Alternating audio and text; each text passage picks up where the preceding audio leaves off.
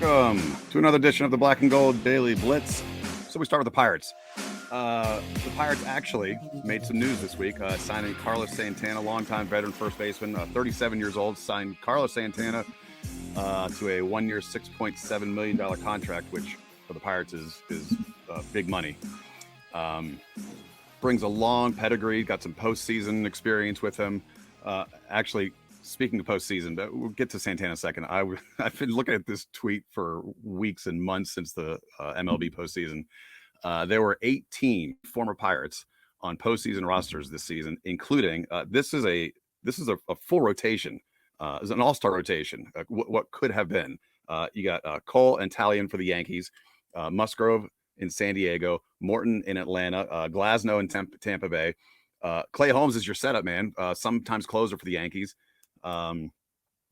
Josh Bell, Adam Frazier, Marte, and Vogelbach, who actually the Pirates traded away last year for a couple of prospects. So it was a little painful watching a lot of the former what could have been on a team that never spends money on anybody. So, prospects, which brings me back to Santana.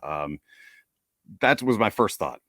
This is going to be a stopgap first baseman, veteran presence to help this younger team develop, and eventually he'll be turned into one or two prospects for another team making a postseason run.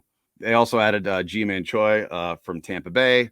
Both of these guys are low average, decent power guys. I suppose the one silver lining with the limited, or not the elimination of, but certainly the limited switch rule this season.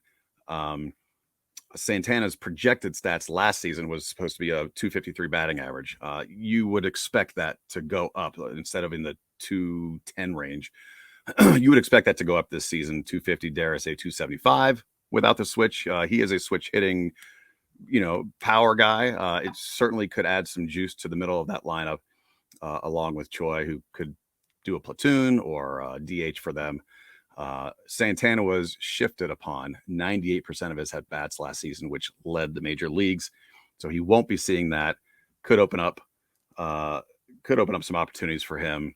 Could open up some opportunities for the Pirates. But nevertheless, their payroll is still expected to be $55 million, and they have always been 27th or under in, the last 6, 7, 8 years for their payroll. So the story remains the same, and yet they've entered in the news this week with a nice paper for some headlines.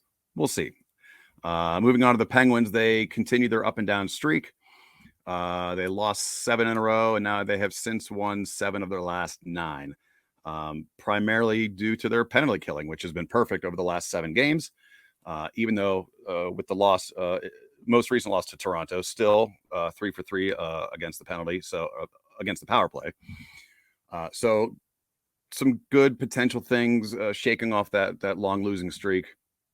My motto has always been wake me in April. Penguins are always going to be in the postseason. Wake me in April. Let's see how they look then. I'll still say wake me in April because that's what we're used to. But speaking of, the song remains the same with the Pirates. So does this song is still eerily similar to years past. They have this nucleus. They don't make major moves to build upon it, and they rely heavily on their forwards. And typically the goaltending is average at best leading into the postseason. There's been some trade rumors. Kasperi Koponen has been a colossal disappointment with the team. One-time 20-goal scorer, has been on a steady decline since. -3 this season, a goal and 4 assists, contributing very little.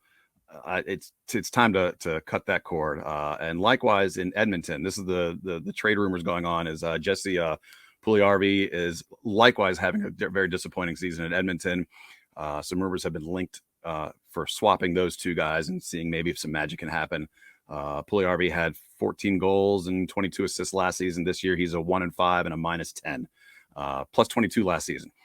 So that would be, it makes sense for both players to get a new some new life in their careers and see if they can kickstart something mid-season with new teams. But, it's going to take a little bit more than a swap of some disappointing players, I think, to elevate the Penguins. That they do need some more scoring on the third line. It would make sense. We'll see. Wake me in April. Pat Narduzzi, head coach of Pitt. Hey, we got a little Pitt action. Said the team would be a 10-win team if not for turnovers. Well, if my aunt had balls, she'd be my uncle. But they made a healthy comeback from a 4-4 start, largely in part to a lot of those turnovers contributed to the 4-4 start. 10 of them through those first 2 months of the season. But there was also marred by some really bad losses. The North Carolina hung 42 on them. They gave up 230 plus yards rushing to Georgia Tech, a losing team. There were some turnovers weren't the only problem with Pitt, but they bounced back nicely. The defense allowed 14.5 points per game with the last 4 games. They beat the teams they were supposed to win on the road handedly in Virginia and Miami, most recently Miami. They had 2 really strong wins at home against Duke and ranked Syracuse. They went toe-to-toe with Tennessee earlier in the season, now a top 10 ranked team. And Slovis got better under center. There's certainly some things to build on here. And it's nice to see that the team didn't fold under that disappointing start. And Narduzzi got his 61st win as a Panthers coach, which is second all time. So Jock Sutherland, by the way, has 111. Narduzzi has a long way to go. So do the Panthers. Slovis, is getting better out from that Kenny Pickett shadow. And there's our segue. We will have a Black and Gold Daily Blitz for the Steelers Colts preview later this evening.